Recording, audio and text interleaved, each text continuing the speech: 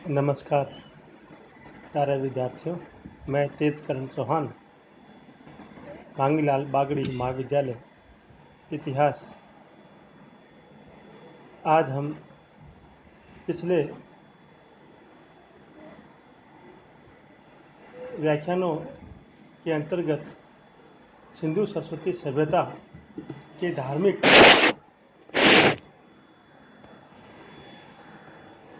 धार्मिक जीवन और अन्य अनेक विविध पक्षों पर चर्चा करेंगे। सिंधु सभ्यता से प्राप्त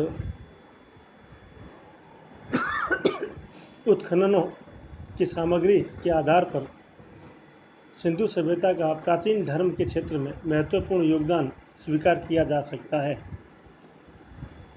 सिंधु सभ्यता में मातृ देवी की उपासना, पशुपति शिव की परिकल्पना, मूर्ति पूजा, वृक्ष पूजा, अग्नि पूजा, जल की पवित्रता, तप एवं योग की परंपरा इत्यादि धर्म की ऐसी विशेषताएं हैं जो सिंधु सभ्यता से वर्तमान तक निरंतर रूप में देखने को मिल जाती है।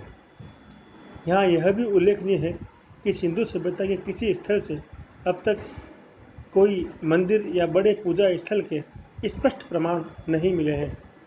बनावली से एक अर्धवृत्ताकार ढांचा अवश्य प्राप्त हुआ है और कुछ विद्वान उसके मंदिर होने की संभावनाएं व्यक्त करते हैं, लेकिन अभी अंतिम रूप से उसके बारे में कुछ कहा जाना ठीक नहीं है।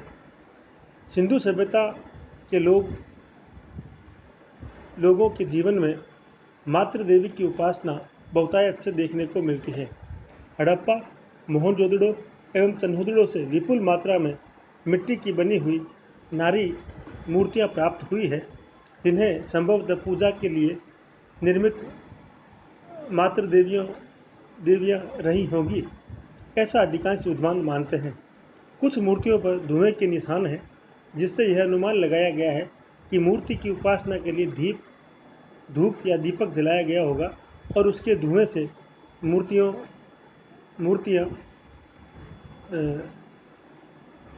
कुछ धूप और दीपक के निशान उन पर पड़ गए हैं। मातृ देवी की मूर्तियां एक विशिष्ट प्रकार के परिधानों में दिखाई गई है।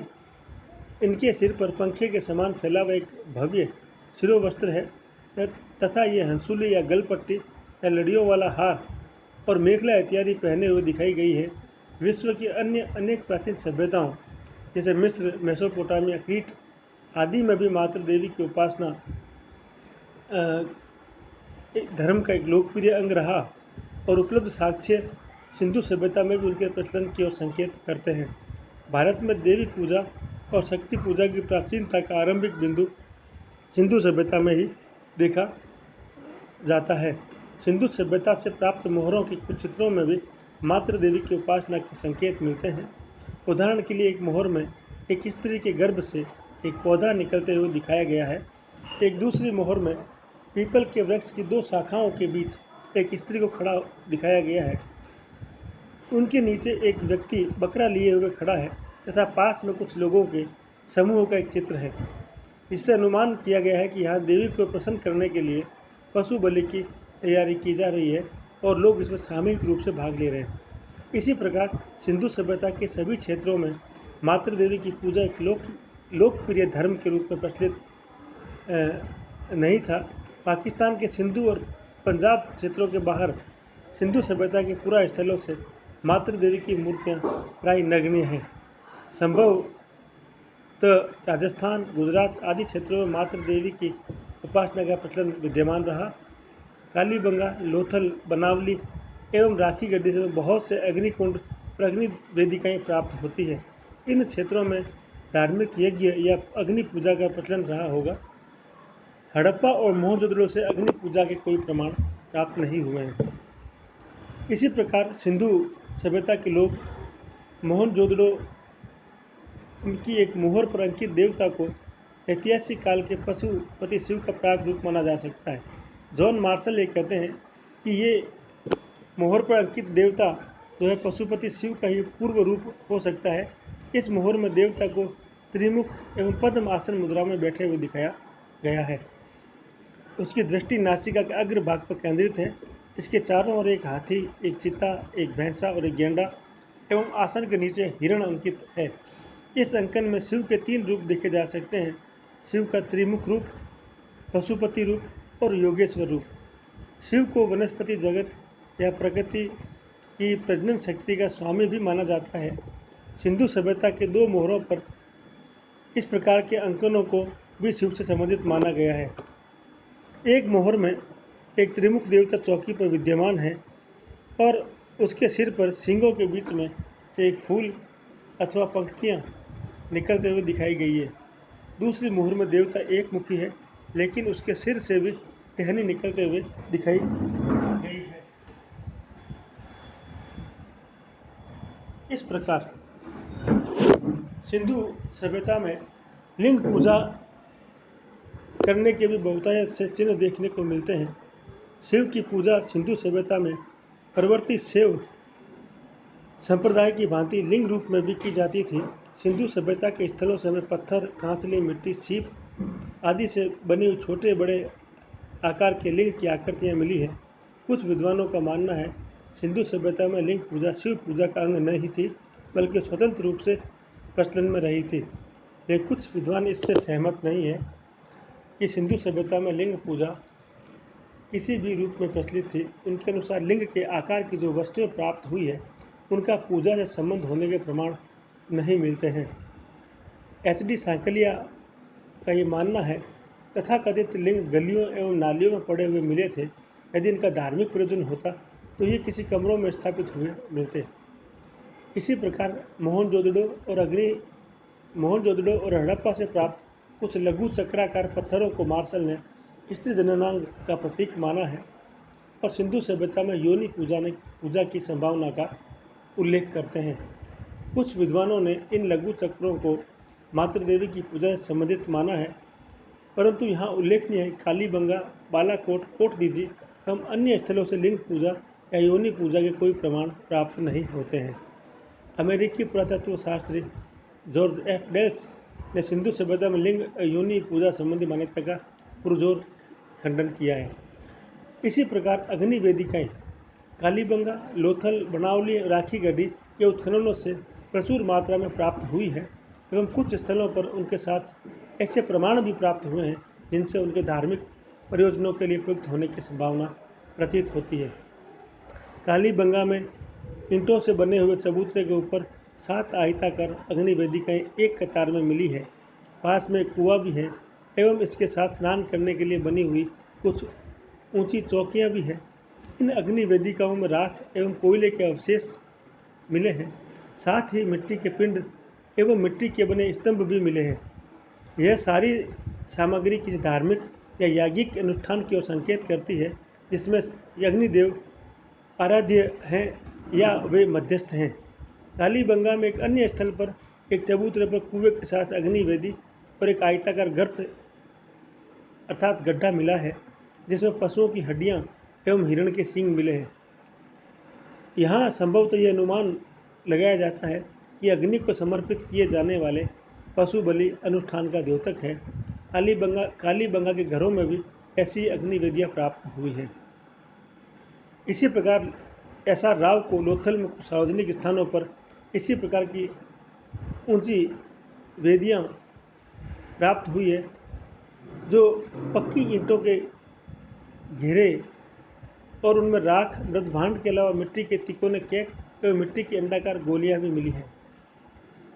एक स्थान पर एक वेदी के साथ पक्की मिट्टी का एक चम्मच भी मिला है, जिस पर धुएं के निशान हैं। राव का ये मत है कि इसका प्रयोग संभवतः आग में तरल पदार्थ डालने के लिए किया जाता होगा। इसी प्रकार लोथल, बनावली एवं राखी गड्ढी से भी ऐसी अग्नि वेदियाँ प्राप्त हुई है। राखी गड्ढी के एक स्थल पर कालीबंगा की तरह की ऊंचे चबूतरे में बनी 4 अग्नि वेदियाँ मिली है, जिनमें कोयले एवं पशुओं की हड्डियों के अवशेष मिले हैं।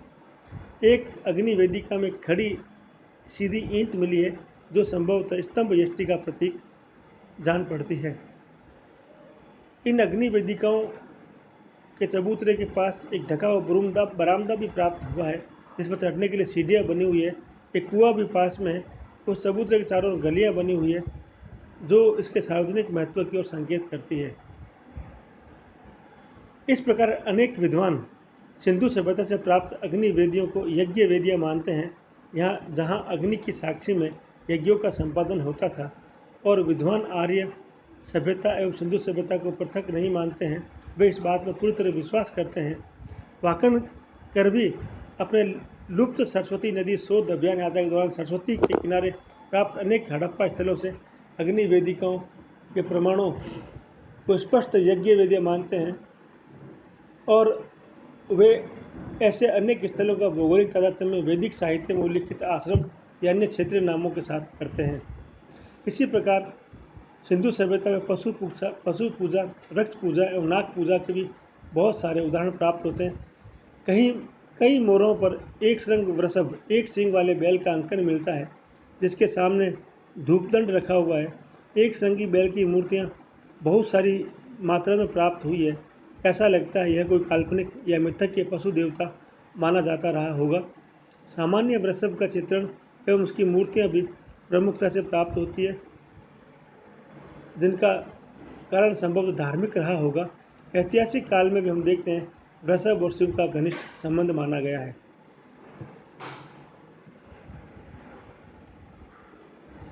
इसी प्रकार जल की पवित्रता, सूर्य पूजा, मंगल चिन्ह एवं ताबीज ऐसे कुछ अवशेष प्राप्त हुए हैं जो सिंधु सभ्यता के जल की पवित्रता एवं धार्मिक स्नान की परंपरा की ओर संकेत करते हैं। मोहनजोदड़ो में स्नानागार के धार्मिक महत्व की संभावना भी मानी गई है। कालीबंगा एवं राखी गड्डी में सार्वजनिक स्थानों पर बनी अग्निवेदियों के निकट कुएं स्थित हैं, जिनका उपयोग अनुष्ठान के समय स्नान आदि के लिए किया जाता होगा, ऐसा विद्वानों का अनुमान है। मोहरों पर स्वस्तिक, चक्र एवं क्रॉस का अंकन काफ़ी संख्या में मिलता है। ये संभवतः मंगल चिन्ह की तरह वो उपयोग करते होंगे। स्वस्तिक का संबंध सूर्य पूजा और मोहरों पर चक्र की तरह बने हुए कुछ आकार या किरणें बिखेरती सूर्य जैसी आकृतियों के आधार पर सिंधु सभ्यता में सूर्य पूजा की संभावना भी व्यक्त की जाती है। इसी प्रकार विद्वानों का अनुमान है कि सिंधु सभ्यता में योग एवं साधना की परंपरा भी विद्यमान थी, जिसके दो साक्ष्य हमारे सामने उपलब्ध हैं। पशुपति मोहर में पद्म आसन मुद्रा में बैठे योगेश्वर शिव का अंकन तथा दूसरा मोहनजोदड़ो से प्राप्त योगी की मूर्ति, जिसकी दृष्टि नासाग्र पर टिकी है। उनके आधार पर विद्वान भारत में 6ठी शताब्दी ईसा पूर्व में एक आंदोलन के रूप में प्रस्फुटित निर्वृत्तिवादी श्रमण परंपरा का आरंभिक बिंदु उपयुक्त साक्ष्यों के संदर्भ में देखते हैं। इसी प्रकार मृतक संस्कार पुनर्जन्म के बारे में सिंधु सभ्यता के लोगों के विश्वास के बारे में सर जॉन मार्शल का ये मानना है कि वे 3 तरह से समाधिकरण करते थे। इसमें एक पूर्ण समाधिकरण, जिसके अंतर्गत संपूर्ण शव को पृथ्वी के नीचे गाड़ दिया जाता था। आंशिक समाधिकरण, जिसके अंतर्गत पशु पक्षियों के खाने के पश्चात शव के बचे हुए भाग गाड़े जाते थे। और तीसरा दाह कर्म, जिसमें शव जला दिया जाता था और कभी कभी भस्म गाड़ दी जाती थी। शवों के साथ कभी कभी विविध आभूषण, अस्त्र शस्त्र, पात्रादि भी रखे मिलते हैं। ये वस्तुएं संभवतः मृतक के उपयोग के लिए रखी जाती होगी। इससे प्रतीत होता है कि वे संभवतः पुनर्जन्म में भी विश्वास रखते थे। लोथल से एक संयुक्त शवादि मिली है, जिसमें एक पुरुष और एक नारी कंकाल एक साथ साथ मिले हैं। कालीबंगा से भी स्मारक शवादि भी मिली है, जो अस्थि विहीन लेकिन शवादि सामग्री युक्त है।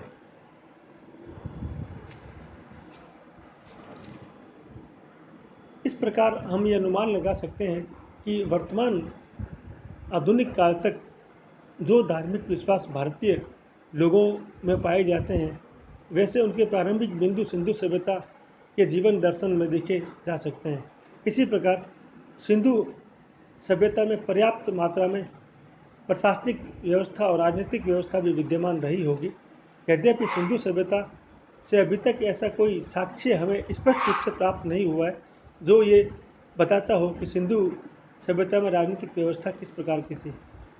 व्हीलर और पिगट का ये मानना है कि हड़प्पा एवं मोहनजोदड़ो में दक्षिणी मेसोपोटामिया की तरह पुरोहितों का शासन था, परंतु कुछ विद्वान इनसे सहमत नहीं हैं। उनका कहना है कि सिंधु सभ्यता के नगरों में मिस्र और मेसोपोटामिया की तरह कोई मंदिर नहीं मिला है। अतः सिंधु सभ्यता के वासियों की मूल रुचियाँ व्यापार मूलक थी और उनके नगरों में संभवतः व्यापारी वर्ग का शासन चलता था। परंतु नगर नियोजन, पात्र परंपरा, उपकरण निर्माण, बाट एवं माप आदि के संदर्भ में मानकीकरण में जो समरूपता देखने को मिलती है, वो बिना किसी प्रभावी राजसत्ता या प्रभावी नियंत्रण के बिना संभव नहीं मानी जा सकती है। व्हीलर का ये मानना है कि जो साम्राज्य इतनी दूर दूर तक फैला हुआ था, एक अच्छे प्रकार से शासित था। रोम के साम्राज्य से पहले इतना विस्तृत और सुव्यवस्थित कोई साम्राज्य विश्व के किसी भाग में विद्यमान न था। वह बिना किसी प्रशासनिक व्यवस्था के चल रहा होगा, ऐसा मानना अत्यंत कठिन है। संभवतः प्रशासनिक सुविधा के लिए सत्ता का विकेंद्रीकरण किया गया होगा, जिसमें हड़प्पा, मोहनजोदड़ो, कालीबंगा और लोथल कुछ प्रमुख क्षेत्रीय केंद्र रहे होंगे और बाकी जगहों पर यहीं से शासन संचालित हुआ होता। इस प्रकार विशेषज्ञों का यह मानना है कि सिंधु सभ्यता में राजाओं के अस्तित्व के पुष्ट प्रमाण उपलब्ध नहीं है। न राजाओं की मूर्तियाँ, न मोहरों पर उनका अंकन, न राजमहलों के अवशेष, न सिंहासन के। इस प्रकार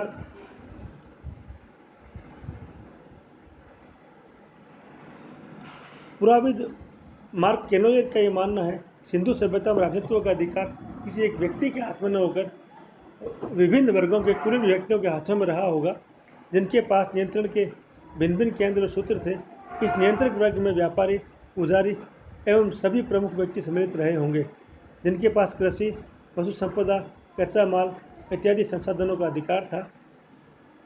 और संभव है कि यह प्राचीन जनतांत्रिक व्यवस्था सिंधु सभ्यता में क्रियाशील रही होगी। सिंधु सभ्यता के नगरों के सुव्यवस्थित एवं सुसंगठित नागरिक जीवन को देखते हुए ऐसा लगता है विभिन्न नगरों में नगर पालिकाओं की व्यवस्था अवश्य ही रही होगी। प्रत्येक नगर के विभिन्न भागों में रक्षकों की व्यवस्था भी होगी। सिंधु सभ्यता के निवासियों का जीवन यद्यपि शांतिप्रिय था, युद्ध के अस्त्र शस्त्र बहुत अधिक संख्या में प्राप्त नहीं हुए।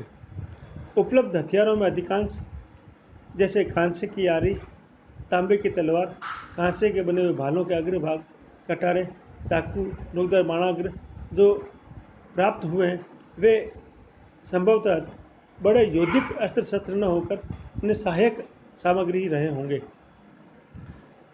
इसी प्रकार कला, सिंधु सभ्यता में प्राप्त मोहरें, मूर्तियाँ, मृद भांड, मनकियाँ और धातु से बनी हुई कतिपय वस्तुएं सिंधु सभ्यता के कला संबंधी उत्कृष्टता एवं समृद्धि की ओर संकेत करती है।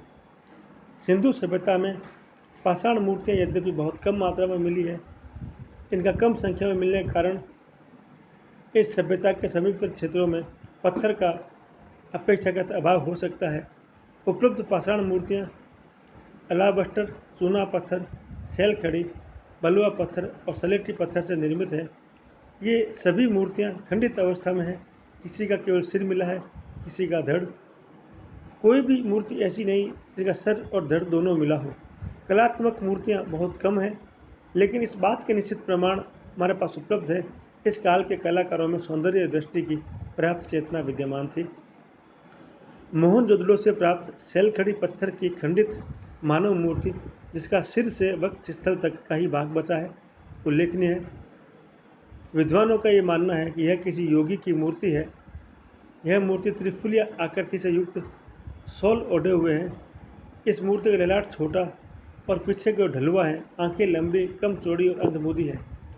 इसी प्रकार हड़प्पा के उत्खननों से पत्थर की दो और मूर्तियां प्राप्त हुई हैं। कला के क्षेत्र में शैली और भाव अभिव्यक्ति की दृष्टि से ये काफ़ी हद तक यूनानी कलाकृतियों के से रखी जा सकती है। ये दोनों ही मूर्तियाँ भी खंडित हैं। इनमें एक लाल बलुआ पत्थर का धड़ है, जो एक युवा पुरुष का दिखाई प्रतीत होता है। इसकी रचना में कलाकार ने मानव शरीर के विभिन्न अंगों के सूक्ष्म अध्ययन का प्रमाण प्रस्तुत किया है। मूर्ति के शरीर के अंग प्रत्यंग अत्यंत सजीव और स्वाभाविक रूप से गठित है और इसी स्वाभाविकता के कारण यूनानी कलाकृतियों के समीप दिखाई देती है। इसी प्रकार सलेटी चूने पत्थर की नृत्य मुद्रा में बनाई हुई आकृति का धड़, जिसमें शरीर के विभिन्न अंगों का विन्यास आकर्षक है। यह आकृति दाएं पैर, जो काफ़ी हद तक बचा हुआ है, पर खड़ी है, और बायां पैर, जो घुटने के ऊपर से खंडित है, आगे की ओर कुछ झुका हुआ, आगे की ओर कुछ ऊपर उठा हुआ है। ऐसा लगता है कि मानो वह ताल के साथ गति कर रहा हो। यह किसी नृत्यरत युवक या युवक की मूर्ति लगती है। कांस्य मूर्तियों में सर्वाधिक कलात्मक मूर्ति नर्तकी की प्राप्त हुई है। यह मूर्ति 14 सेंटीमीटर ऊंची है। यह टखनों के नीचे खंडित है। आकृति नग्न है। बाईं भुजा, जो कंधे से लेकर कलाई तक चूड़ियों से भरी है, में एक पात्र है। यह सहज भाव से नृत्य करती हुई प्रतीत होती है। इसकी दाहिनी भुजा कटी पर अवलंबित है और इसमें केवल थोड़ी सी चूड़ियाँ हैं।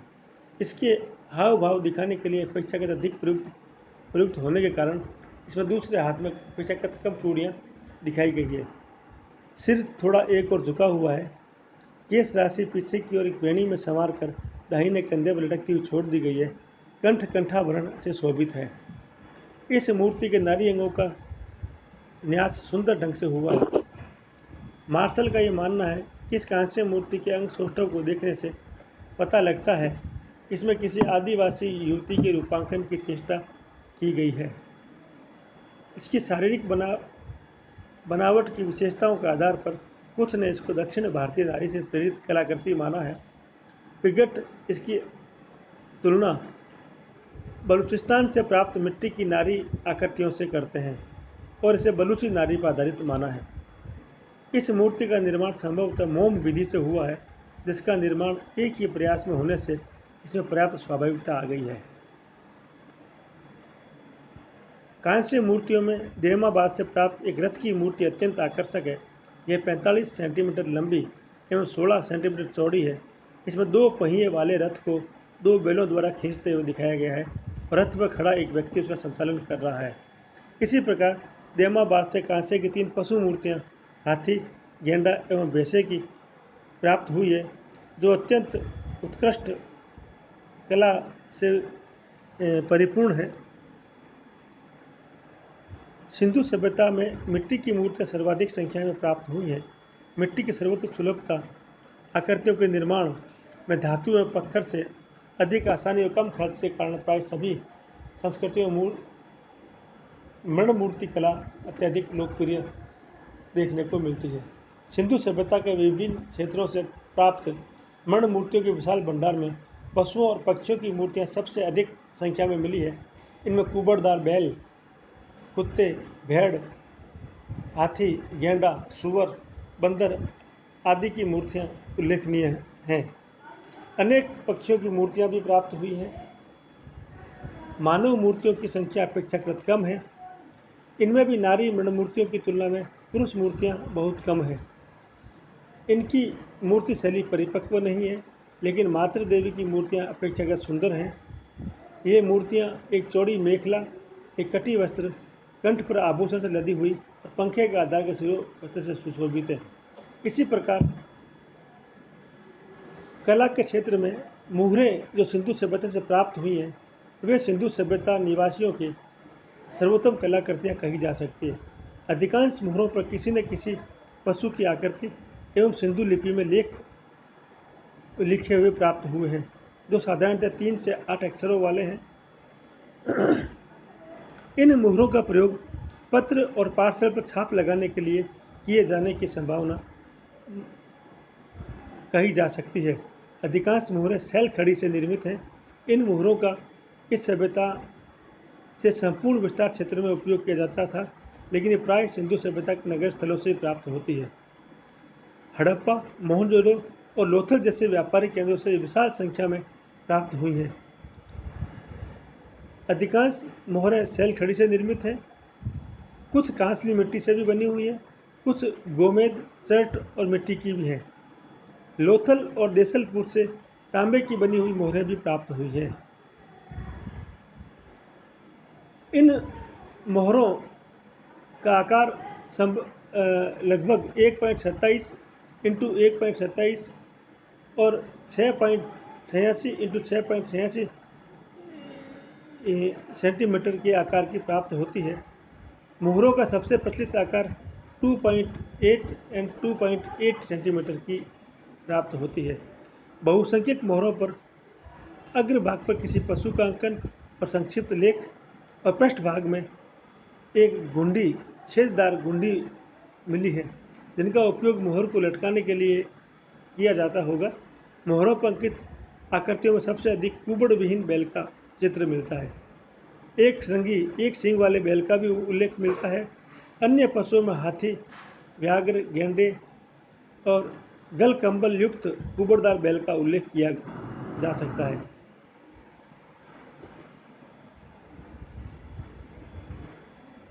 कुछ मोहरों पर लघु अलंकृत स्तंभ बना हुआ है, जिसे सुंदर नांद या धूपदान बताया जाता है।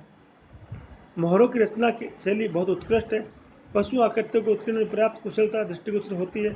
मोहरों पर धनुष बाण लिए मनुष्य आकृतियों का अंकन प्राप्त होता है।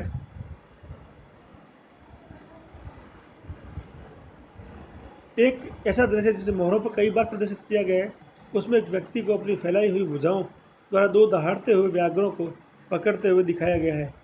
मोहनजोदड़ो की एक मोहर पर देवता, पशु और 7 नारी आकृतियों का अंकन मिला है। इसी प्रकार चन्हुदड़ो की एक वर्गाकार मोहर पर भी 2 स्त्रियों का अंकन है, जो हाथ से ध्वज पकड़े हुए खड़ी है। सिंधु सभ्यता की मोहरों में 2 मोहरें विशेष उल्लेखनीय हैं। सबसे प्रसिद्ध एवं प्रभावशाली पशुपति मोहर है, जिसे एक चौकी या पीठ पर आसीन शिव, एक हाथी, चिता, गेंडा और भैंसा से घिरे हुए दिखाया गया है। चौकी के 2 कृष्ण सारमृगों की आकृतियां भी प्राप्त हुई है। मार्शल ने इस मोहर पर बनी आकृति को शिव का पशुपति रूप माना है। इस मोहर पर अंकित बैल की आकृति कलात्मकता की मार्शल ने भूरी भूरी प्रशंसा की है। इन मोहरों का प्रयोग पत्र और पार्सल पर छाप लगाने के लिए किया जाता था। लोथल में मोहरें हैं ही नहीं, बल्कि मोहरों के लिए छापे भी उपलब्ध हुई है। इसके बाद कालीबंगा से भी कुछ ऐसे उदाहरण प्राप्त हुए हैं। लोथल की एक मोहर की छाप पर कपड़ा लगा हुआ मिला है। बेबीलोनिया के एक स्थल से सिंधु सभ्यता की मोहर की मिट्टी पर छाप मिली है, जिसके पीछे कपड़ा चिपका होने के निशान प्राप्त होते हैं। विद्वानों ने इससे निष्कर्ष निकाला है कि सिंधु सभ्यता के किसी स्थल से भेजे गए बंद सामान के गट्ठर पर इन्हें लगाया जाता रहा होगा। आज हम इस व्याख्यान में इतना ही चर्चा करेंगे। अगले अध्याय में हम लिपि, विज्ञान, तकनीक और हड़प्पा सभ्यता के पतन के बारे में चर्चा करेंगे। धन्यवाद। जय हिंद, जय भारत।